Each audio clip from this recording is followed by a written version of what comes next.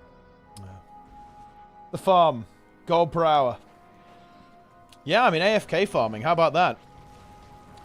I guess that almost kind of covers it, right? I was just kind of interested in talking about it, like figuring out what's going on and talking about maybe some stuff that ArenaNet can do. I mean, I don't know. I guess like a final thought would be like, do you think they're likely to actually do anything about this?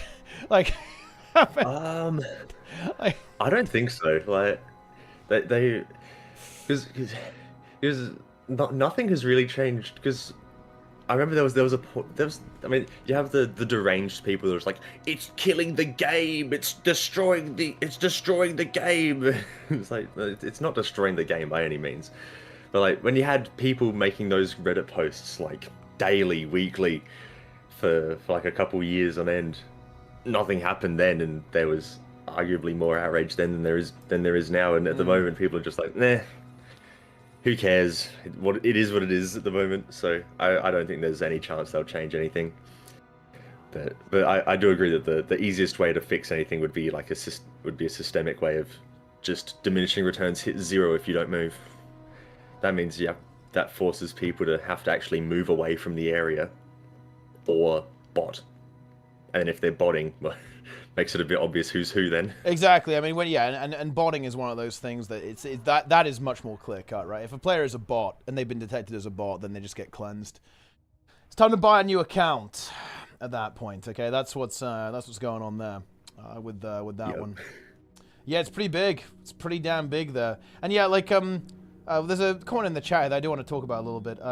Leech and all those making the event scale while doing nothing ruins my experience. I think that AFK farming does kind of indirectly like do this though to an extent, because like they fill up maps, right? Sometimes, if they fill up maps, that means like, you know, you might not have enough people to complete an event. I think that isn't going to happen on every map, right? Like, you know, but all the time. And like on the maps that are a bit trickier, that's not really a problem. I don't think people like AFK farm Dragon's End or anything like that. But I think it can actually cause problems, right? Because like they do fill up the maps essentially by like AFKing and like essentially make it so there's like less people wandering around. Yeah, you know? I've heard there's some trouble with triple trouble on off hours. Oh yeah, because of blood time. Spot.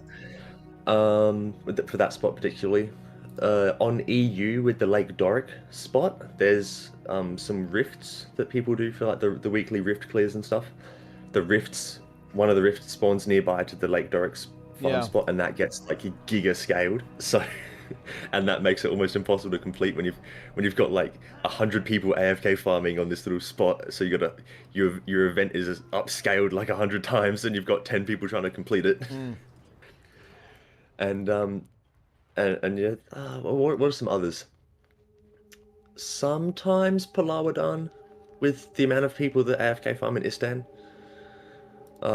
Sometimes that gets a bit tricky, but I can't think of anything that's like constantly difficult to do because of AFK farmers filling up maps. Yeah, again, like this is a thing about AFK farming, right? I do think that if it was a bigger issue, ANET would kill it, right? Like it's not really the end of the world. Like yeah, it's kind of dumb and it definitely feels bad. It's a bit unfair, to be honest. But you know, at the end of the day, you can also buy gold in this game, so whatever. It's it's like it doesn't feel good, you know. Swipe for legendaries. Yeah, you can swipe. I mean, it is what it is. Can I lure this shark onto them? I feel like they'll kill the shark though. They will kill that shark. That shark is weak as. And also, you're in an upscaled or a downscaled area, so everybody has like their level 80 gear. Oh yeah, dude, the shark's got like 2 health. Like it's pathetic. Yeah, it's getting it gets obliterated. Yeah, I remember I went. There's a clip of me doing like trying to. There was like a jade armor, and we pulled it onto some AFK farmers in Lake Doric. They fucking destroyed it. Right, like they just minion. There were so many of them. Oh, the shark just fully reset. Nice. Like there were so many of them that they just swarmed and just destroyed it immediately. Like they're pretty powerful. Is that like the legendary jade bow or something? Yeah, the jade bow. Yeah, and like the AFK farmers just overwhelmed they it. Right? Just annihilate that thing. It's nuts. Oh, man. There was some comments on my video about them, and they're like, oh, someone was like, oh, they should just make like a legendary that spawns on them and kills them all. Yeah, they'd win. That's the thing. Like they'd actually win. They need to have like the next generation, because AFK farmers, it's sort of like an evolution, because it started off with just like your standard engineer necros. They just sit there with their turrets and minions and do nothing. and they AFK farm. And then they're like, people started griefing them. And so then they started being like reapers with death magic and blood magic and that kind of thing. They evolve. And engineers with heal turrets and stuff, and more boons pulsing protection. And then people started pulling champions and stronger enemies, and now they've got heal heralds that are like sitting on stack, buffing them and healing them. I'm just like, if they had these legendary enemies spawn on AFK farming packs, I can just imagine like the next generation of AFK farmers evolving to be like this unstoppable force. Like, world bosses spawn on top of them and just get blown up. Yeah, I do really think that the way to do it is just going to be DR, right? Like to try and address this and like make it so you have to move a lot. Like you know, you got to think like how often would you have to make it so that you have to move in order to like make people not want to do it anymore. Like for example, let's imagine the universe where if you literally do not move at all for 5 minutes. Which, by the way, wouldn't be unreasonable to have it like this. If you do not move for 5 minutes whatsoever, you just basically stop getting loot. Would that really be a bad thing? Like, I mean, and that would be like a very extreme example of it. But I guarantee you, if it was like that restrictive, like I don't think people would do this anymore. Like, it's just not going to be worth it, right? Like, it's going to be way too much effort to have the tag back, and it's not gonna allow you to kind of do your thing, right? And actually, you know, do your secondary objective or primary objective while you AFK farm the game. Like, that's the type of thing that I think is going to address this. I think it'd have to be like a 1200 to 2000 radius, I think. Yeah, so you have to move quite a long way, right? Yeah, to fix it. Yeah. Like 12,000 in like a farming sense is really small. Oh yeah. Like if you're like actively playing the game and stuff, running around killing mobs, 1200 is extremely small. Yeah.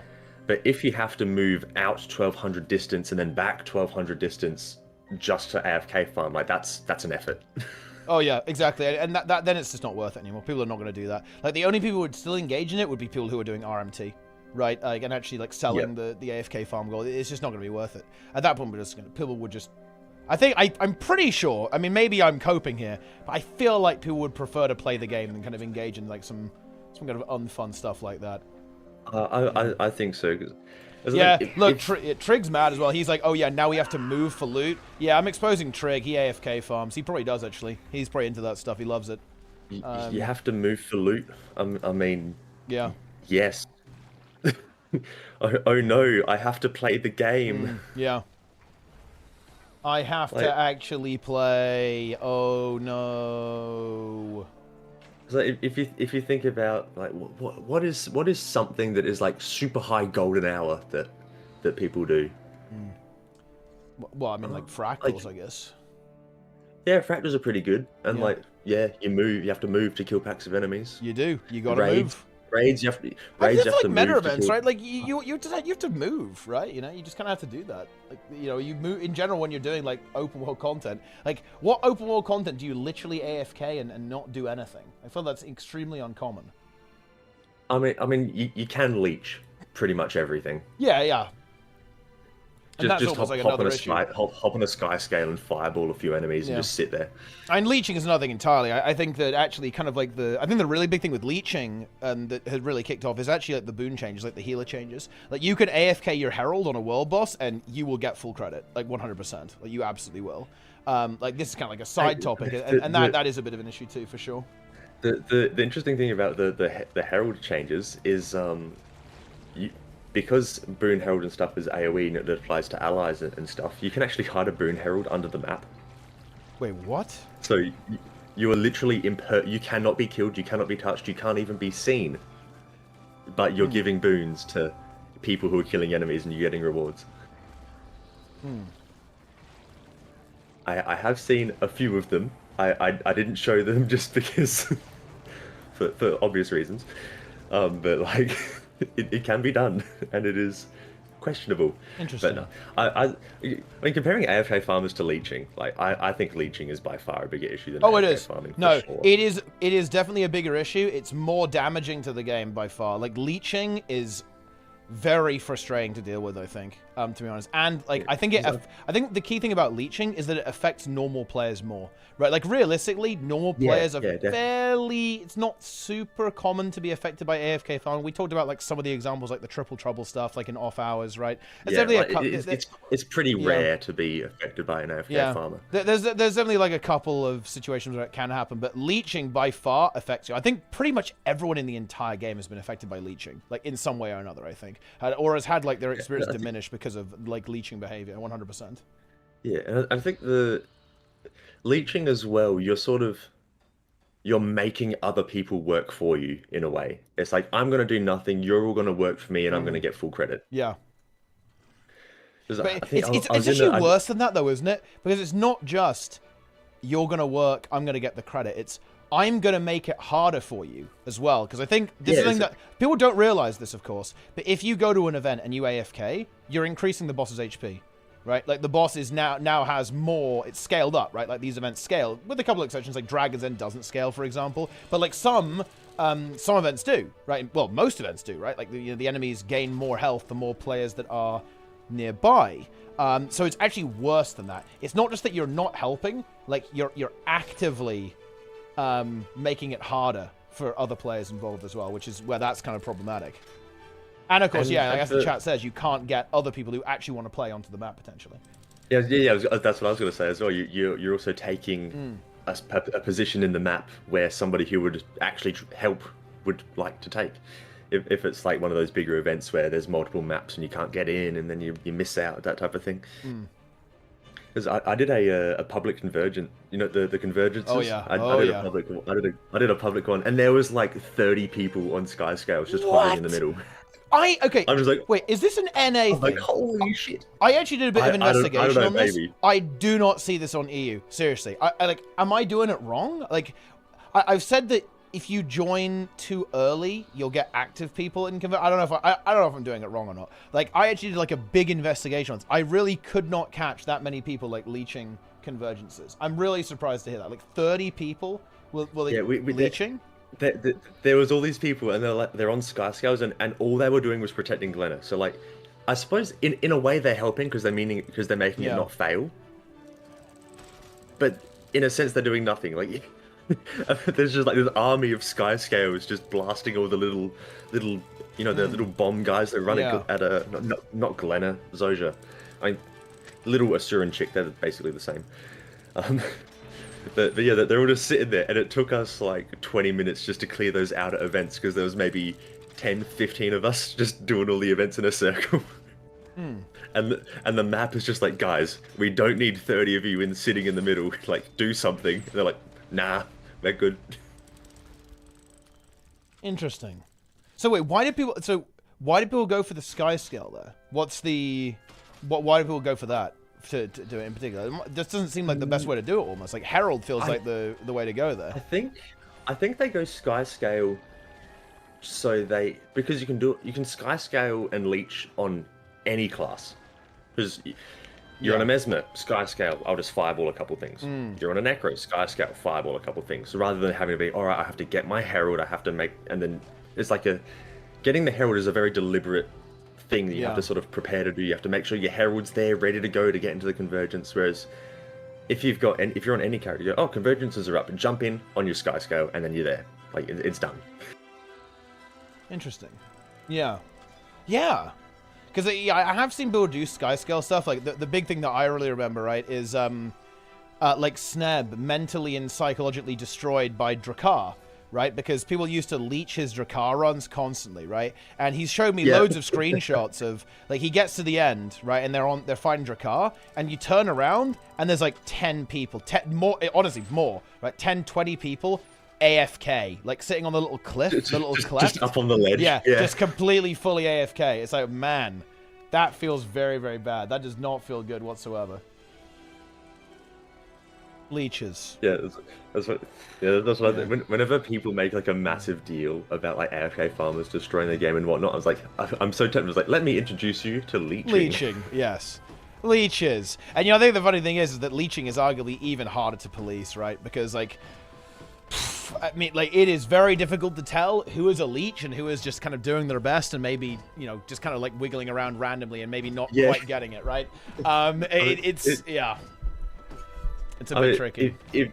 If it's hard to compare yourself to a leech, or sorry, if it's hard to distinguish yourself from a leech, like there's some other problems going on, I think. But I mean, but no, like, I mean, there's new players or people that can't play the game very well, disabilities and whatnot. So like, you can't be too harsh.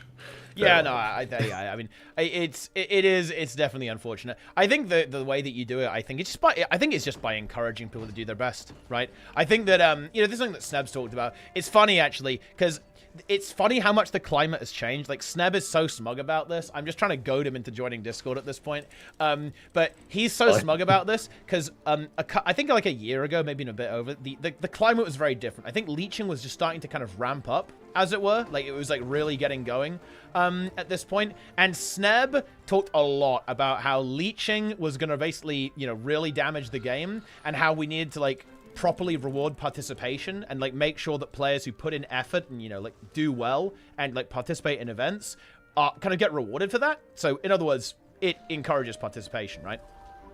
Yeah. And he actually got eviscerated for that take. Like, he actually got roasted so hard. People called him toxic, right? Like, all sorts of pretty unpleasant things, right? Like, he got memed into oblivion for having this take. But it's been very interesting, and I imagine very gratifying for him to watch the climate massively change over like the past year. And Sneb's there just like, you tried to kill me. Yeah. But this is the future. Exactly. And look, you know, he tried to warn. He tried to warn people, right? Like, that's the thing. Like, he tried to warn everyone, but unfortunately, like, people were not, you know, people did not listen. And now the punishment arrives, right? Now the punish is here. Leeching has activated, and I think now, like, I think the climate is very much, people are much more kind of aware of the leeching, right? Because the leeching has ramped up somewhat significantly. Like, it's a bit of a leech party out here, I'd say. Yeah, I think Dark Snub. I think the problem with leeching is, I think Guild Wars in a whole is sort of, it's too much of a friendly game, like the game itself. Like, you fail and get rewards. Like, you do the bare minimum and get rewards. Like, it rewards you for everything. Like, if you're really bad at the game, you get rewards. If you're really good at the game, you get rewards. So it's like there's no incentive to try and do well. And when you can leech and still get rewards, it's like, why would you ever participate when you can do nothing and get the rewards? So it's sort of like things need to basically start failing. Like, big events, big profitable events need to fail so leechers are like, oh, I can't leech this type of thing because if I don't do anything, it fails and I get nothing. Whereas Guild Wars as a whole is just like, you don't really have, you can fail and get rewards. Like, it's very, it's not necessarily a bad thing in a sense, but it does mean that people there's no incentive to to quote unquote get good.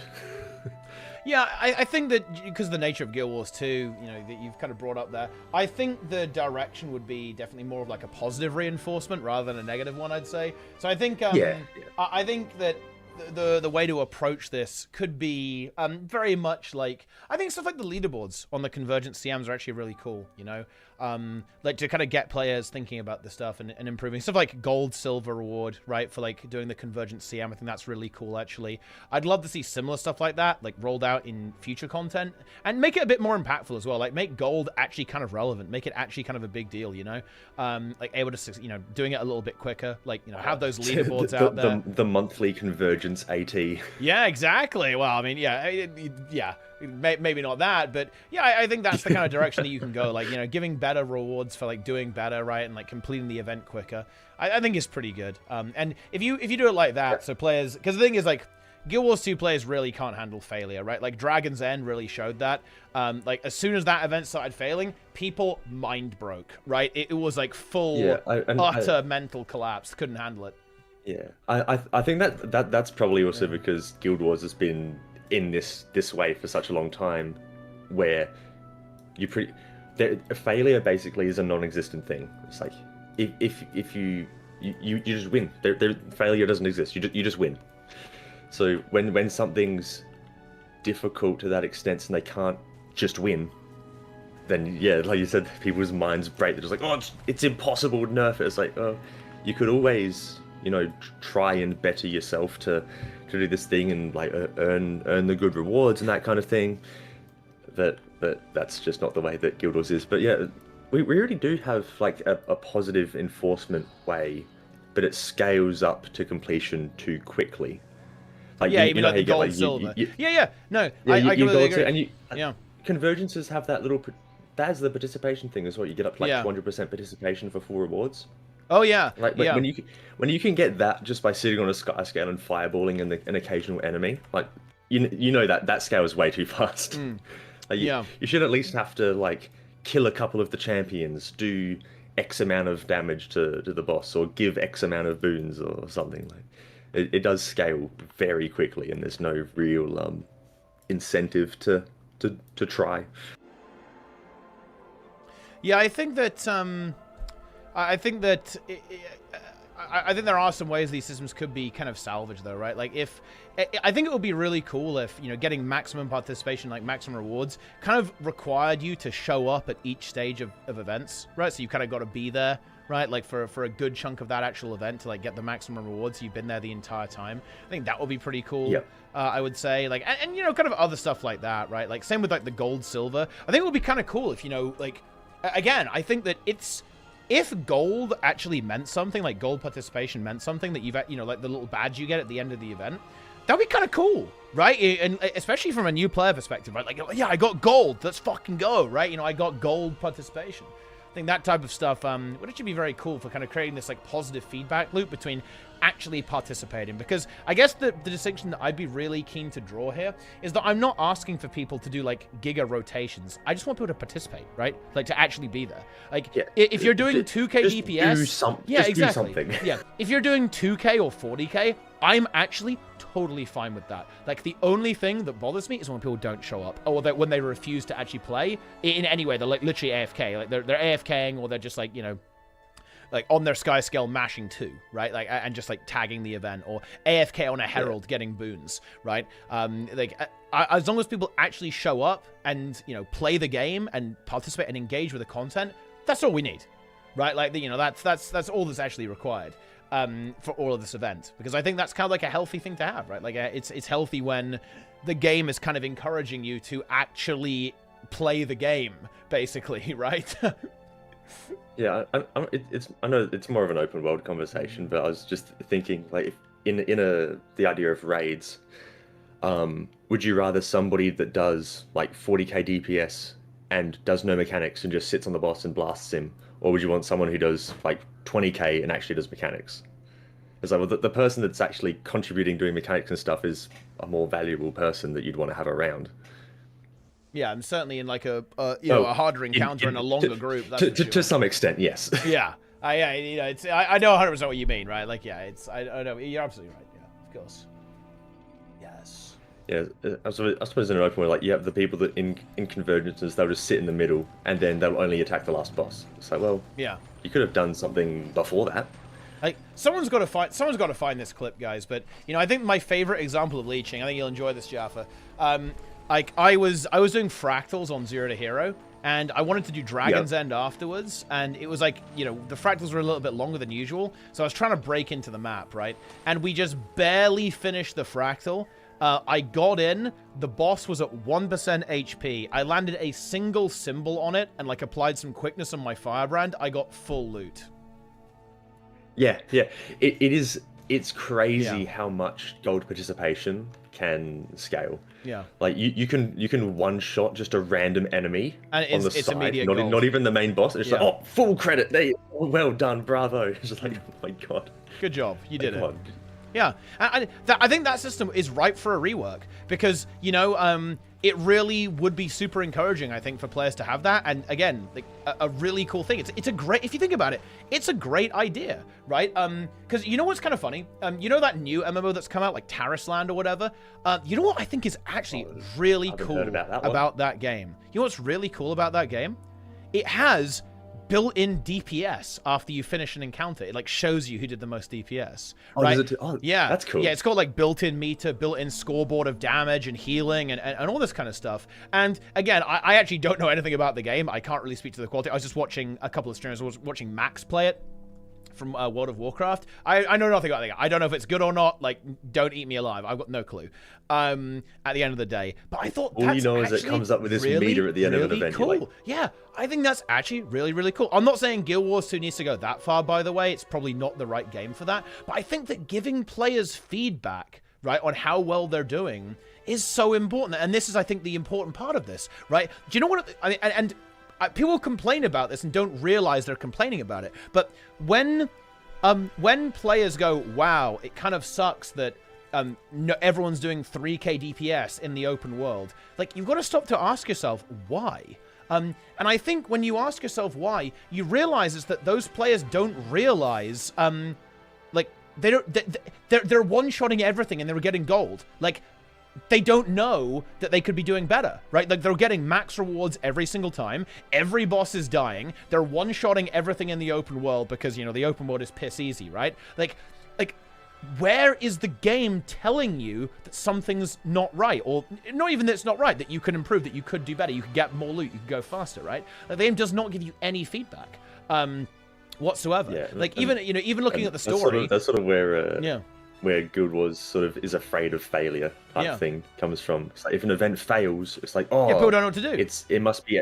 If something fails, it's like everyone else's fault. Like, everyone else is bad. So, well... The game needs things to fail so that more people get better and don't fail. But yeah, like with that Dragon's End failure doesn't go down well with the community very much. Yeah, but I think you really brought up something important there, though, right? Why? Like, I think that the reason why failure and kind of like events failing and not working out in Guild Wars 2 is handled so poorly by the community, it's not just because everyone's a bunch of entitled crybabies. That's, you know, that's silly and polemic to say that, and certainly overly cynical. I think it's because players just don't know what to do, right, in situations like that, because they don't know what they're doing wrong. They don't know what the problem is, really, because the game doesn't provide that feedback. And again, I'm not saying you have to go full DPS meter. I think that's actually a really interesting idea to go in that direction, to have systems like that integrated into the game. But yeah, like, if there was like some type of feedback provided to the player, I think that would really help and kind of alleviate not only the leeching issues, but some of the issues that players have with like learning the game and figuring out what's going on, you know? Yeah, there's a lot that can go into it. It's like you've got. I think for the leeching though, I'm probably a bit more cynical with it. I just want to, if there's like a bunch of people leeching, I personally do not care if the event fails at that point. I'm just like, I'm happy to forego my loot if it means that these people that are taking advantage of everyone else get nothing. Wow. It's just like, nah, let it fail, let them go. And you want to punish them?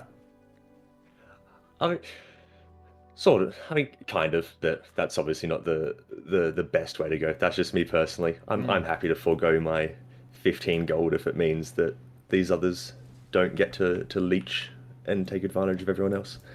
But yes, but changing the system to require more participation would obviously be the better way to go. And I think that feedback system does sound good. What was that MMO that you said it was from? Terrasland. It's like one of the, I think it's the new one that everyone's playing right now. Terrasland. Yeah. It's like, I think it's probably got quite a lot of views on Twitch. You can probably find it there. Oh, it actually only has 5.4k viewers. Pathetic. Not by many. Although Guild Wars 2 only has 800, so I guess we're not one to talk. Nice. But, yeah. Not great. That just be guardrails on performance-based loot. Get toxic fast if it's poorly implemented. Well, the thing is, though, it's like, you're always going to have toxicity. You just kind of have to choose like where it's going to be. Like, and what I mean by that is, right now, if events in Guild Wars 2 if events on Guild Wars 2 fail, it gets toxic. If you see the Octovine when it fails, people actually get kind of mad. Oh my! Right? Like, the map chat goes off. Yeah. People actually get mad. Unironically, when you see events go wrong, like Dragon's End when that fails, like people get mad as well. Like yeah. So if you have performance-based rewards, yeah, people will probably be a bit frustrated sometimes if you fail. Incidentally, by the way, I very notably, as a counterexample of this, I haven't seen that happen when convergent CMs don't get gold, by the way. Partially it's because gold is kind of worthless, if we're being honest. Like it's not like very rewarding to get gold on that. But also, I actually think this whole like performance-based stuff leads to toxicity. I think this is kind of a ghost. Like, I think people are, like, scared of their own shadows, right? I don't think this really happens, to be honest. Like, and in the games that I've played that, like, involve, like, more challenging content, I don't really see it happen very often. I think this is an, it's a made-up fear that I don't think really has a lot of basis in reality, to be honest. Also, performance-based rewards would be player dependent. Like if we're both doing the same event, I'm leeching and do nothing and just hit it with a couple of fireballs with a sky scale, and you're there actually like going in, doing CC, breaking the bar and all this type of stuff. It's like, and you get gold credit and I might get like a bronze or something. You get more rewards than I do because you obviously participated more in the event. It's like the only thing that poor performance affects is the person doing poor performance. Nice, like, the event still succeeds. Everyone who actually tried in the event still gets the rewards. People that leech or people that do the very bare minimum clearly don't really get anything. So it's an incentive for people to actually try in the event.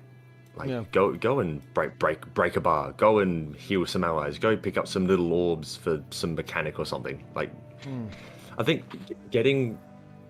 if you're getting toxic over like just participating, I think if there's something to get toxic over, I think making people actually have to participate is something worth getting annoyed over. Because like if let's say like I don't know, raids, just because I do raids and stuff all the time.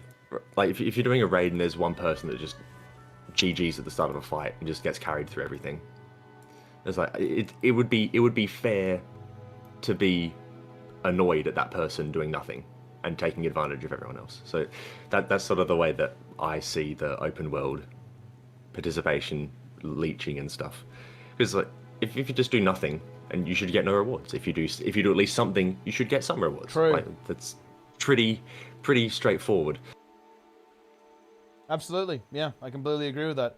And yeah, the rewards wouldn't be competitive in PvE, Ashler. Like there'll be no point in that. Like it will be independent. I'm not like, saying it'll be it's like, not like best person gets best rewards. It's like it will be like a personal everyone effort, that does at least something gets their something. Yeah. And it would also be People that potentially do like, you know, get like nothing. if the team does well, right? Like, so if, you know, you clear it in a gold time, then you get like a little bit extra loot, all that kind of stuff. Like that's I think that's something extra on top that I think would be good to encourage more people to try a bit more. Sneb did say, Sneb, look, I'm exposing Sneb. Sneb wanted to lock Chak infusion behind platinum participation rewards. He actually did. He said that. He actually did say that. Like, you can't even get the Chak unless you're platinum level. That's crazy. Can you even get platinum participation? Well, it's not even a thing. Yeah, like it'll be like a new thing that Sneb wants to add to, you know, basically gatekeep. He wants to gatekeep people out of the Chak, right? So that like people can't get it. Participate in every Chak rush. Exactly. Participate in every little energy collection. Yeah. New tier for the Chak. And yeah, okay, if we don't want to say convergent CMs compared to open world trig, what about like dry top, right? Like you get better rewards in dry top for getting tier 6. Do people actually care about that? Like, you know, you can get like all the vendors get cheaper, so you can like buy stuff easier. Is that really like is that a big problem? I don't know. I don't really think that really caused like some serious issues. Do people actually care about that? Is that actually a thing? Like, I'm almost surprised about that. I've never seen that. I'm gonna go to dry top now and complain and see if anybody is just like, oh my god, no one cares. It's time to get involved. And now there's people on the stream are probably going to jump over and just start yelling abuse. Yeah. And what are we at? Yeah, like same with the Knight meta for getting like max participation there as well. Leech to legendary. Honestly, it would be pretty fun, Snap. You just start leeching all content and get a legendary out of it. That would actually be great. How to prove that you don't actually have to play Guild Wars 2 to succeed in Guild Wars 2. You AFK farm everything, you leech everything. All of your AFK farming gold, you just buy raids and stuff. Yeah. Buy kills, buy titles, just sit there. Yeah. Oh, and yeah, there's already a guide for that. You can watch Silhouette Gaming's raid buying guide. You can get in on the mix on that. And then buy raids. Is there actually a raid buying guide? Yeah. He made a full guide on how to buy raids. And then he actually bought HTCM on video, based GigaChad.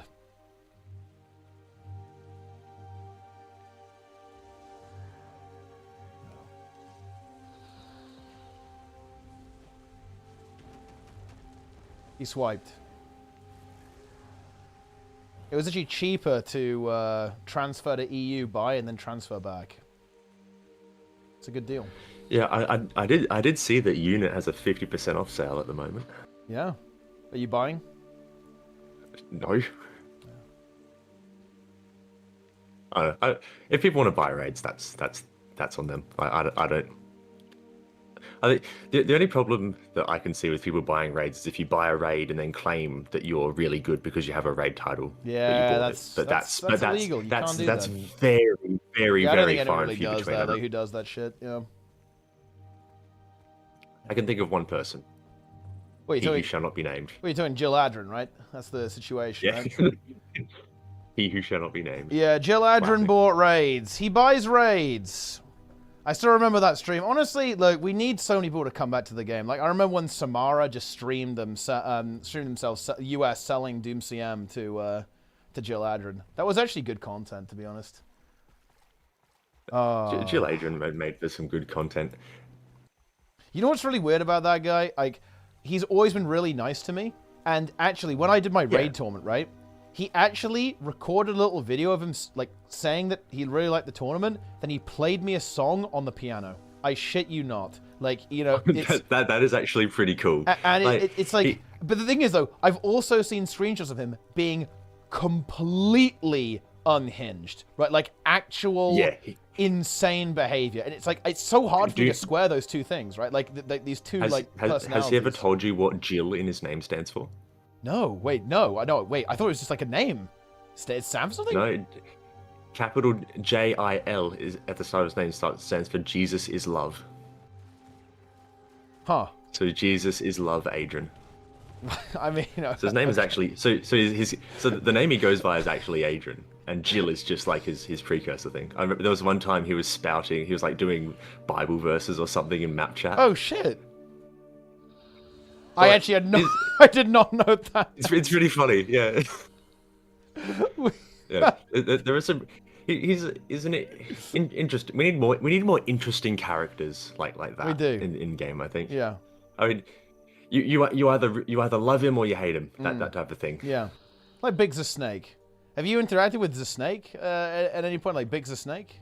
Oh, a little bit. I remember him and Heisen having some back and forth, and Biz is like going off on some people, and Heisen's just like lol Mirage go burr, and just like AFK kills him. That was definitely a situation. The Snake. Wait, how did I not know? Dude, look, how do I know like all of the like Jill Adrin lore? Okay, how am I supposed to know this? Like, you know, I don't know what's going on here. It's crazy. I have some clips of Jill Adrin lore if you want some. I'm not sure I do, to be honest, but you know, who knows? Who knows? That's probably leaning on harassment. Have you been on we don't believe the guy. Yeah. Have you been on like the Saros grind as well? Actually, I don't know what you're up to in game these days. Are you like grind? Are you on Saros? Have you done Saros? Like, what's going on? Yeah, I've done Saros normal mode CM. Yeah. I haven't done I'm just progging legendary CM. Like I always start super late on this type of thing. Yeah. Because I'm not one to jump in with all the people that like grind for multiple hours a day. I'm just like, oh, I'll just do my own thing, and if a group pops up at a time that I'm usually playing in, cool, I'll just join that one and have a go prog with them. It's big. But no, we're at like. And then in between, you've been AFK farming. Yeah, but I've... Because like, you know, here's the thing actually. Like, I guess we haven't talked about this. We actually didn't bring this up, and well, there's some additional context that we won't talk about, obviously. But you've had an account like secretly AFK farming, I believe, the entire time. I have undercover. I should check that one. Yeah. I haven't checked it for the past couple of days. How many hours is it up to in terms of AFK farming right now? Let me boot it up and we'll have a look. Take a look. Yeah. Yeah. Trig's saying that he's caught because Trig's actually confessing that he AFK farms. You know why AFK farmers don't get banned at ArenaNet? It's because Trig actively unbans them. He prevents it. Oh, I can't. Where is it? I've lost the account. It's over. I've got. I'm like you. I have the old account login army. Ah, yes. And I've just forgotten where this one is. Hang on, give me a moment. We're locking it in. We're finding it. Finding the secret. But no, it's at a couple hundred, and it's just untouched. Interesting. And it's a core account, I believe, as well. Actually, I think. Yeah, it's a core account. Yeah. It's in that same spot. Like the underwater one, right? Or the It's name. The account name is called literally AFK Farming. And the character literally AFK Farming with the character name ban me for AFK, and everything I've done it. And the only participation I've done on that account is literally AFK Farming, as the name says, and it is just untouched. Yeah, I mean, it's that was sort of my proof of concept account. It's like everything that's on that one is just going to stay on it because even if it doesn't get banned for AFK farming, I just feel icky for like transferring stuff that I think is immoral sort of over. But impure whatever, gold. It is what it is. Putrid gold. Unclean. Yeah. Yeah, it's like blood money. Oh yeah. I have to go launder it somehow. Yeah. Oh yeah. Interesting. Very interesting. Well, I guess that kind of does it. You got anything else you want to talk about? You want to chat about? I have found the account. Oh. Literally AFK. I've gone with the classic double-click the wrong character. No, but I have found it. Literally AFK farming. Where is he? Here he is. The big fat Norn in Bloodtide.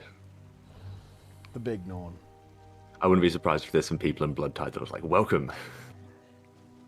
Holy revenants. There's a lot of revs down here. And they're enjoying themselves, you know. They're having a good time. They're feasting. Yeah. Well, I'm at about 470 hours of AFK gold.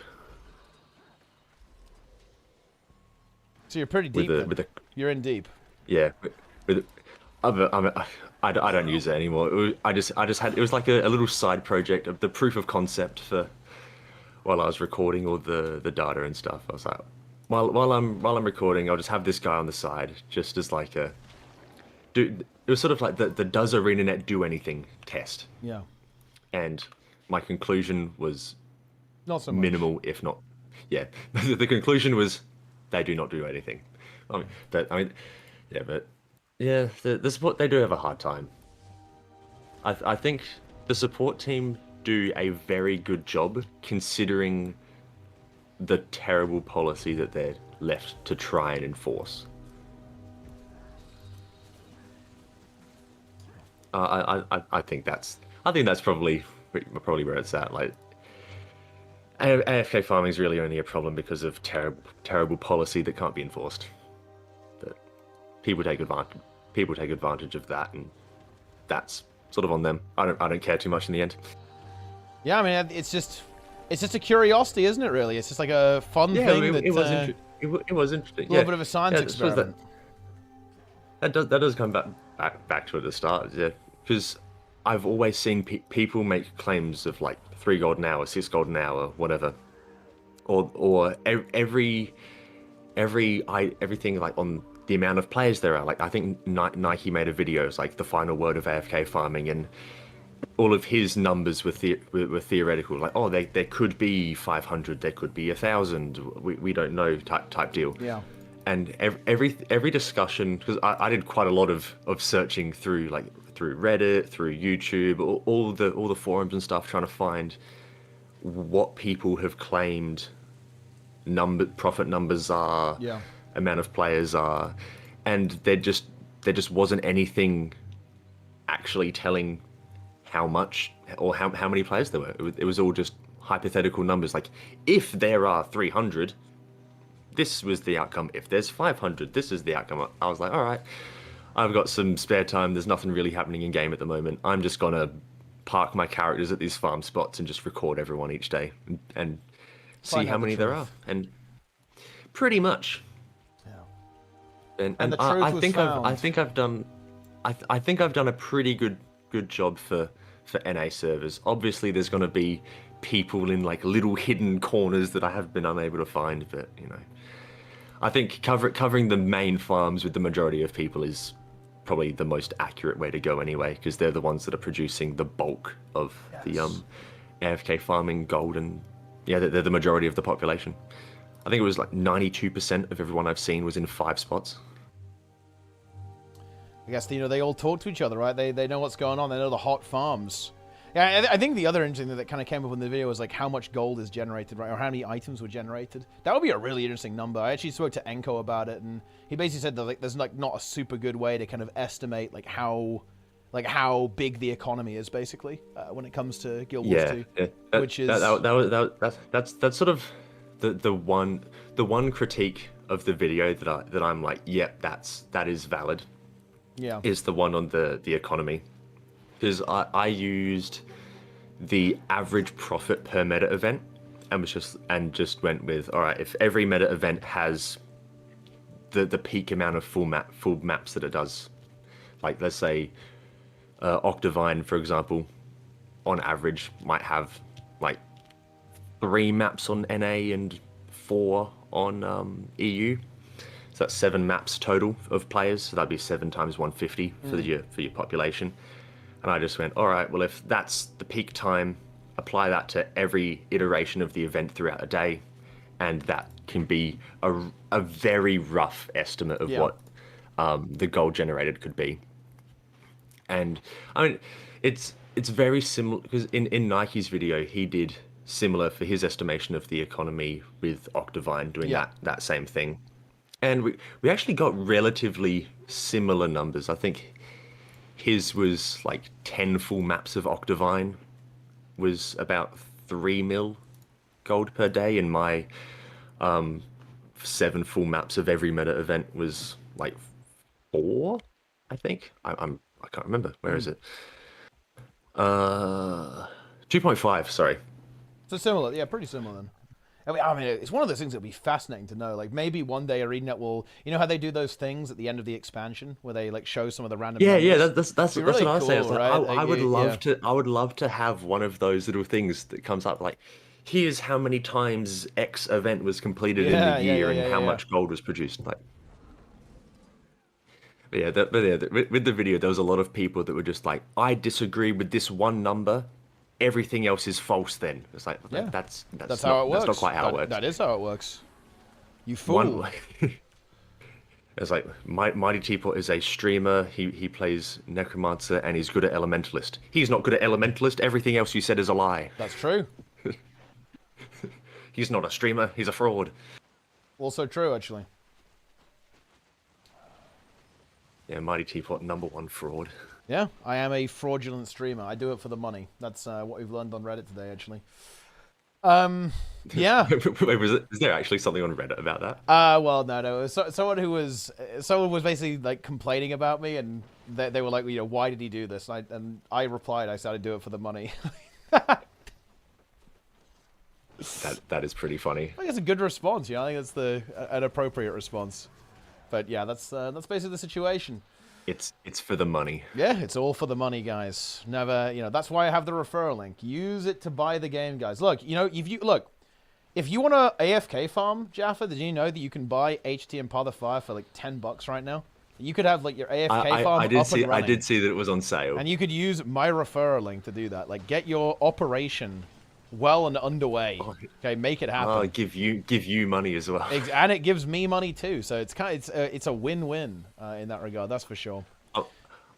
I've always been interested. Are you able to disclose the percentage that you get off of a referral I would link? like to though, actually, because I actually think it makes ArenaNet look rather good. But yeah, I think when I'm gonna stop being lazy, I will actually like talk to ArenaNet if we can actually just like honestly just show the contract and actually just talk about it, because it's actually like, you can take it from me. I can say this, right? Of all the contracts I have been offered or read, or across the board for sponsorships and whatever, all this kind of stuff, it is by far the most generous and least restrictive, and it's honestly not even a tiny bit close. It's not even remotely close, actually. The contract, I think, makes ArenaNet look extremely good, and I do think that the partner program has some problems with kind of transparency, actually. I think people get a bit spooked by it, right? They go like, ooh, what's going on there? I actually think some transparency would not only dispel that, I think it would also make them look really good as a company as well, actually, in terms of their ethics and their business practice. So, yeah, I don't know. One day I'll get it done if I'm not lazy enough. Or if I'm, yeah, I can get it over with it, but yeah, is what it is. Oh, that's cool. I'm like, oh, I should actually make more videos and go for partnership. But then I was like, hang on, maybe trying to expose ArenaNet isn't the way to go. But I don't think they'd want to partner someone who does that. Yeah. Oh well. Look, I mean, look, you're the enforcer. People want to see that. It's gonna be content. The enforcer. Yeah, you're the enforcer. AFK Farm Enforcer. That's what's going on. Are you? There's a RuneScape content creator that does like bot hunting. Yeah, Sir and Pugger, stuff. The right? people, Yeah. Sir Pugger. Yeah, people are like, oh, you're the Guild Wars Sir Pugger. I was like, oh, sure. Yeah, exactly. Like, you're exposing Go all these crazy bot farms. There is one that I'm trying to collect data on, which is actually very. I think is really interesting.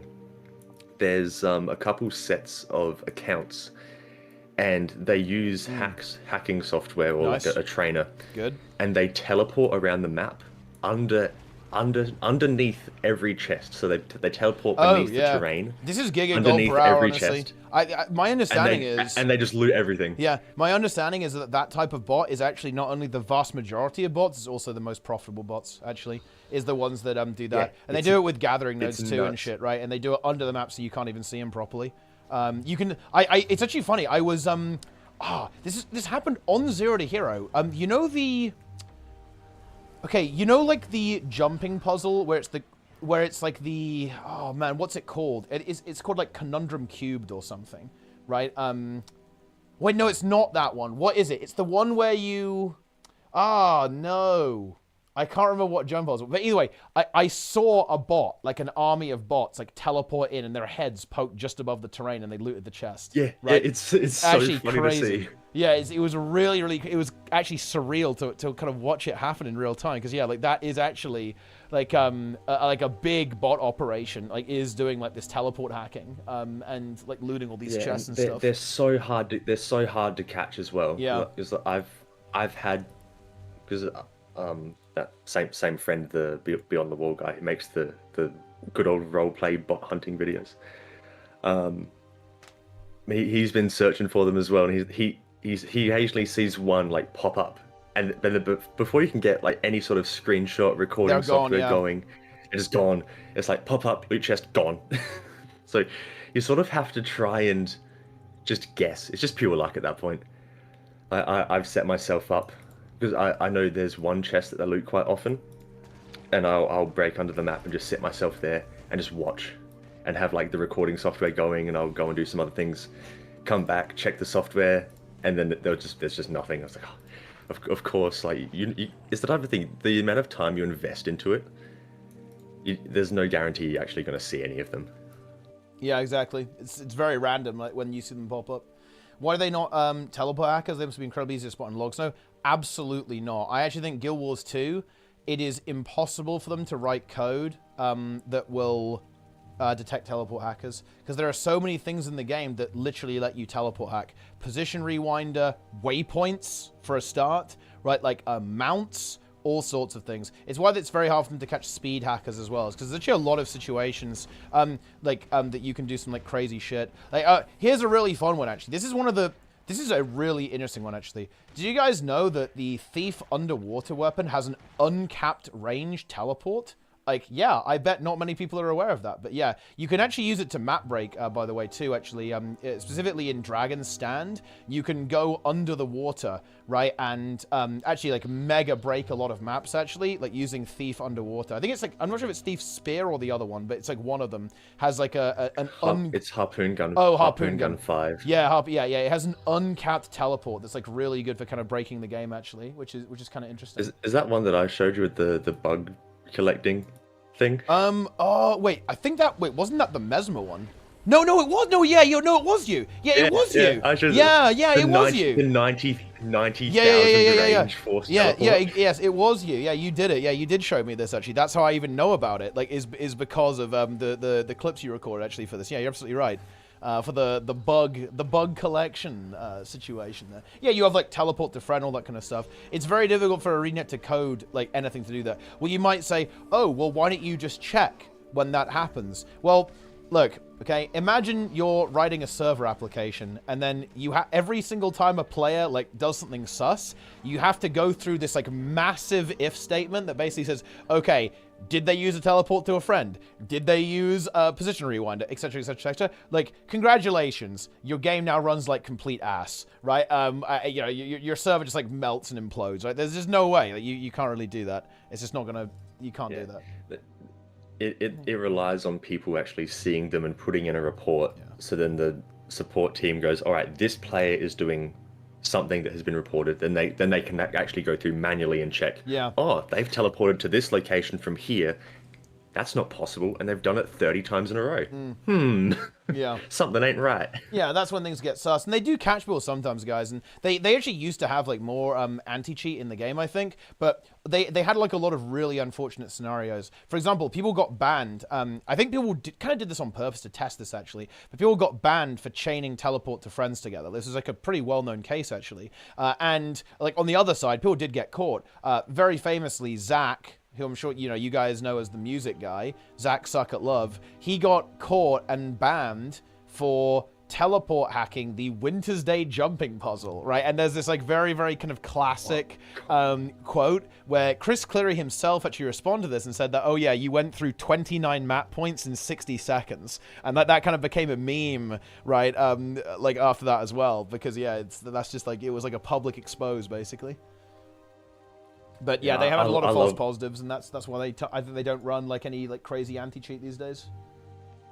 I love when ArenaNet support have that sort of transparency, where something happens and they just outright like, here is what happened, this is what's going on type thing, and I think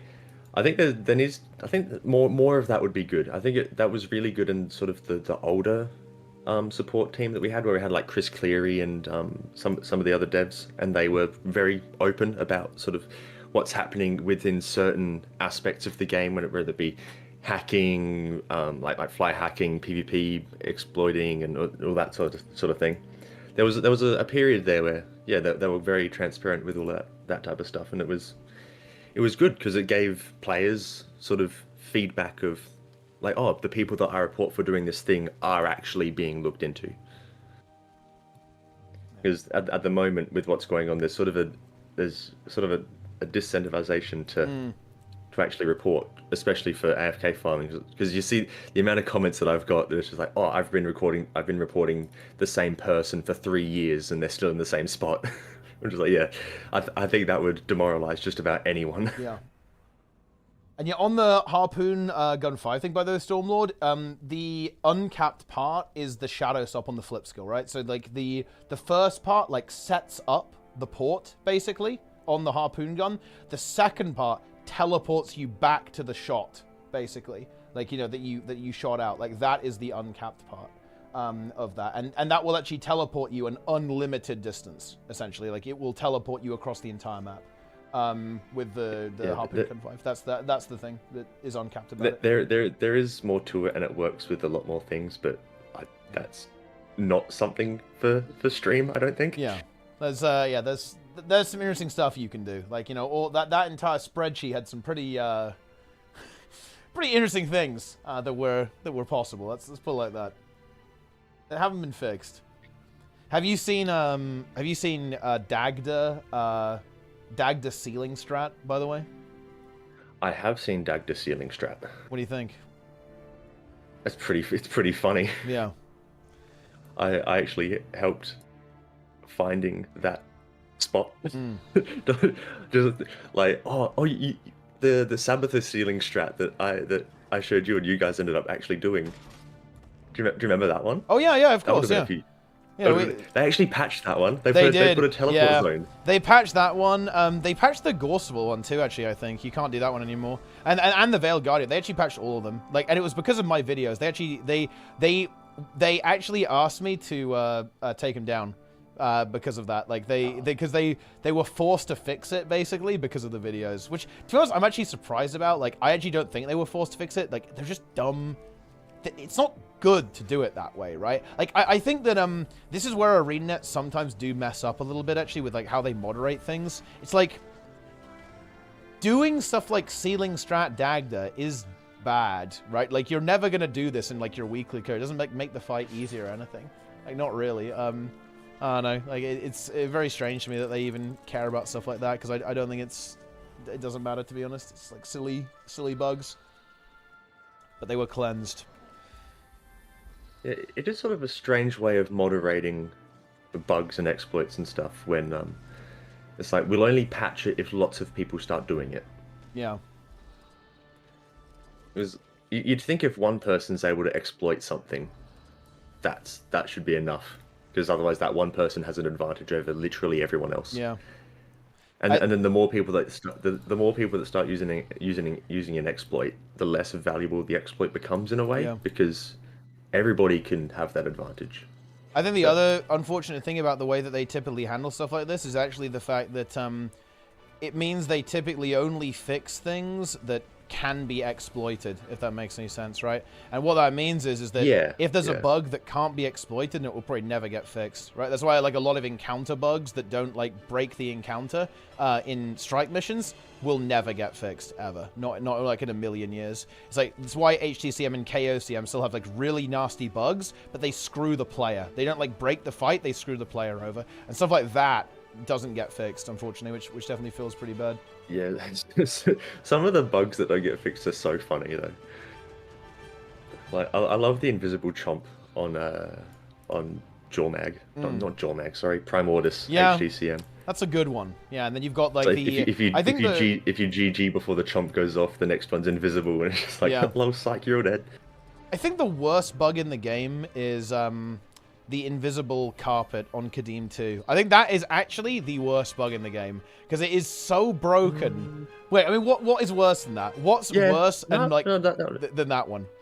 That one is so bad. It is completely unacceptable. Because I feel like even like all the HTCM ones, you can kind of play around it, right? And I guess you can technically play around the Kadim 2 bug because it's invisible. But an invisible AoE, I think, is Omega cursed, actually. Oh, actually. Yeah. Are we talking about bugs or bugs in encounters, or just exploits in general? Bugs. I guess the Su 1 telegraphs and red AoEs sometimes spawning afterwards, or greens spawning after a phase transition on HTCM. Man, that one is actually so bad. Oh, dude, those are really bad. Some of the HTCM phases, like if you're phasing Zaitan, and it's just like, you're all feared anyway. Yeah, there's a lot of situations where you just get fucked, actually, on that fight, actually. Not good. Not good. Number mechanics killing you in phase transition. Oh, that one is fucking awful. God damn. Yeah, that one sucks. Look, guys, I'm just gonna say it. If ArenaNet don't fix the bugs, I will replicate. I will show on stream. Keep construct basement strat. There it is. Enjoy. Don't do that one. That one's so bad. Oh gosh. Get the thieves under there and teleport everyone in. It's time. It's time, guys, to go to the basement. Okay, we are going to be showing Keep Construct Basement Strat. Oh, man. Berry farming? Dude. I have to think of more dumb strats that you can use then. Let's actually take a look at this clip Awesomeness is linked. Let's see what we got here. So we're going on to Mordramoth, I believe.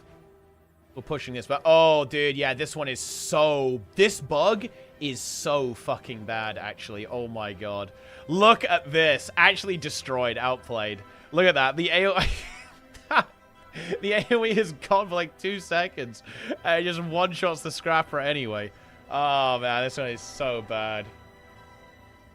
Oh, it does not feel good.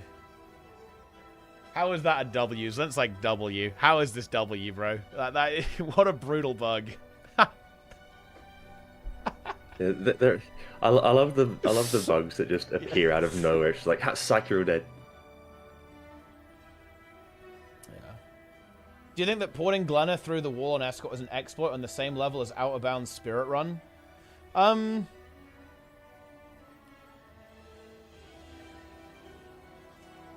You're sequence breaking, so I would actually say yes. I'd put them in the same category. Yes. I'd probably say porting Glenna. I think porting Glenna through would be worse because you're preventing all of the enemies from spawning in the encounter. Same with and you skip it all, right? Yeah. Same with how you can make it so you're never in combat during Escort.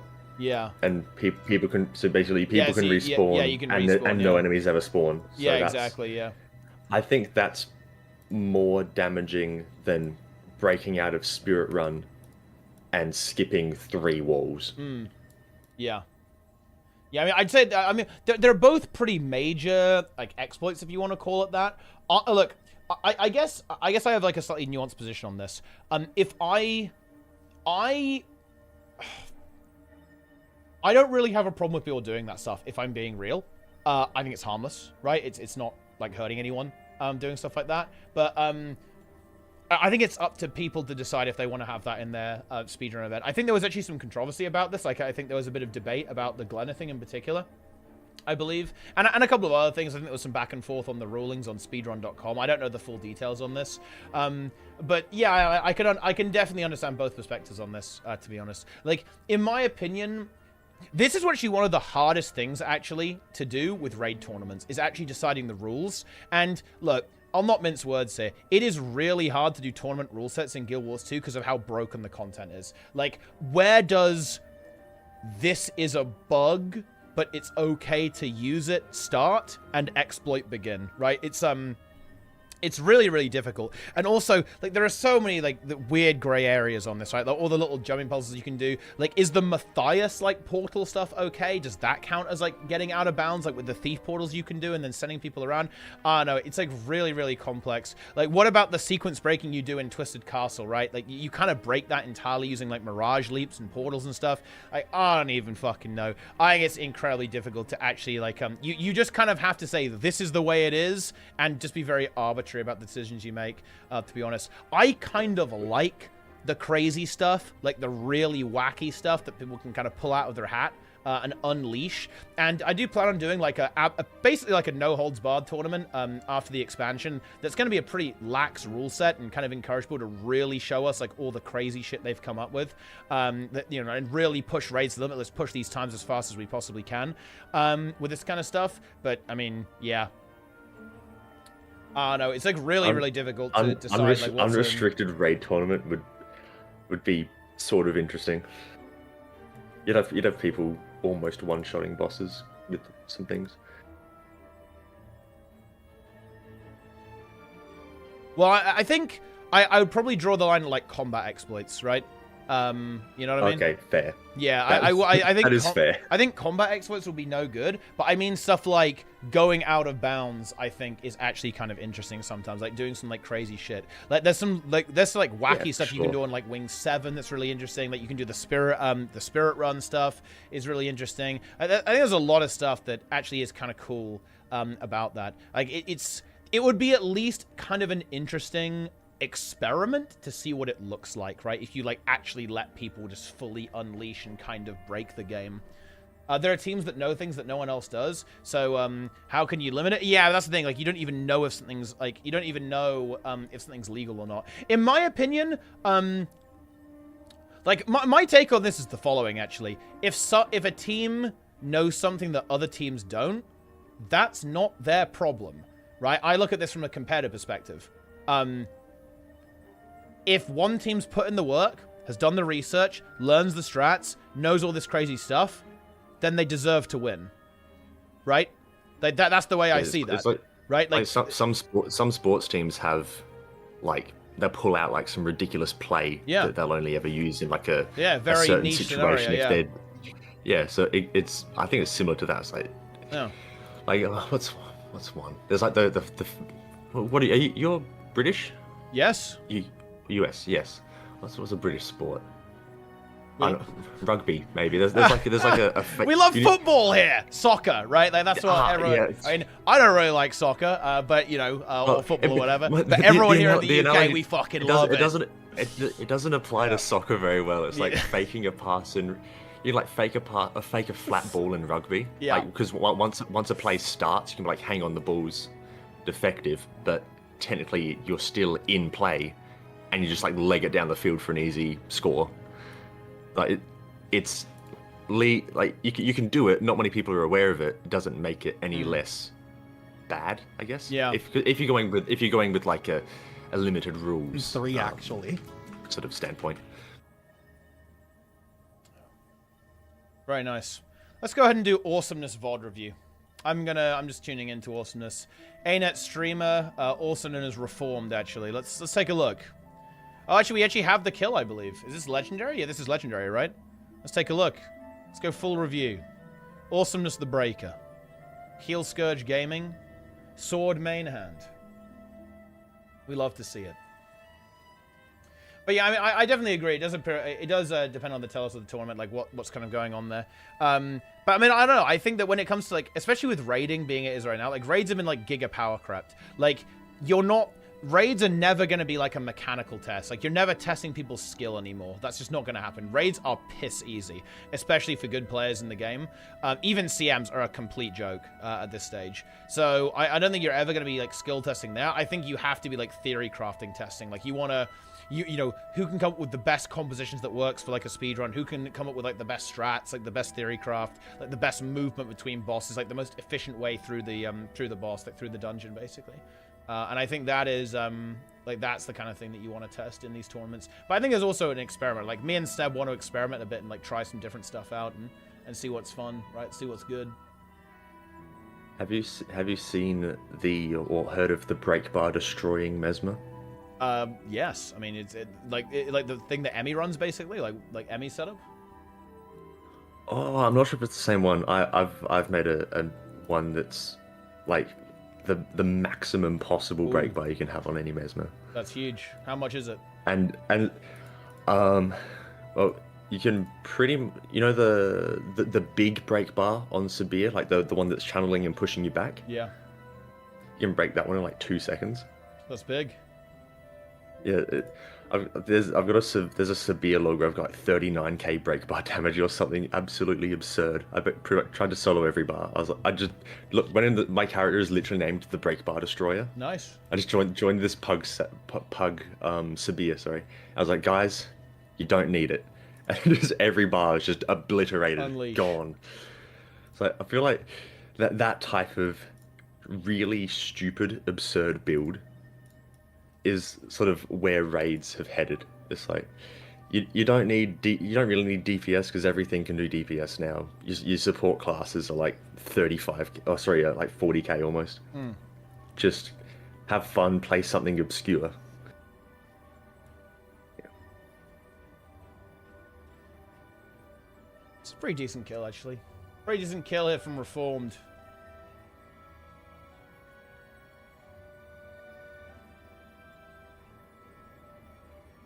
Wow. Dude, like, everyone in Group 2 just dies. Everyone in Group 1 dies. It wasn't Reform's group, though. Awesomeness kept his squad alive. Good job. Team did not die. It was the heel Chronos team that died. Reformed. Incredible. Right. I think I'm getting out of here, actually. I'm going to piss off. It was good talk, though, actually. It's good to catch up. It's been a little while. You love to see that. Fantastic. Good conversation, good content. I really did actually enjoy your research on the AFK farming, actually. I want to see more content like that. I want to see more juice kind of going in that direction. If I could actually get some footage of the teleporting dudes, that would be That's like the next video. That's the next project. Like the hidden bots, the invisible bots of Guild Wars 2. It's a good video, Tara, right there. The invisible bots are good. Yeah, that is a good one. Focusing on the that's so much work. All right. Oh yeah. I'll give it a go. I'll try. Yeah. Next investigation. And this is Jaffa, by the way, guys. If you go YouTube Jaffa GW2, you will find it. It's just Jaffa's YouTube. Yeah. You pretty much you can find me on almost any platform just by writing Jaffa's and then the name of the platform. And then YouTube. Jaffa's YouTube. There you go. That's how it is. You'll find it. If I actually streamed on Twitch, it's Jaffa's Twitch. There you go. Easy. See, very simple. No, it's look, I'm just gonna link. I'm linking the channel, guys. There you go. Okay, cool. It's linked. Boom. Get in there. Nice. But anyway, I'm pissing off. Well, it's a good day, I guess. You're probably just getting started at this point. Yeah, it's 10 a.m. 10 a.m. He's ready to pump. See, ready to go, ready to catch some AFK farmers and some bots. That's what's going to be. Okay. But yeah. There you go. I'm out of here. Have a good day, my friend. I'm sure I'll see you around. Right, yeah. Yep. Catch you later. Boom. I'm out. It's over. Well, there you have it, guys. What a content-rich situation that really was. You absolutely love to see it.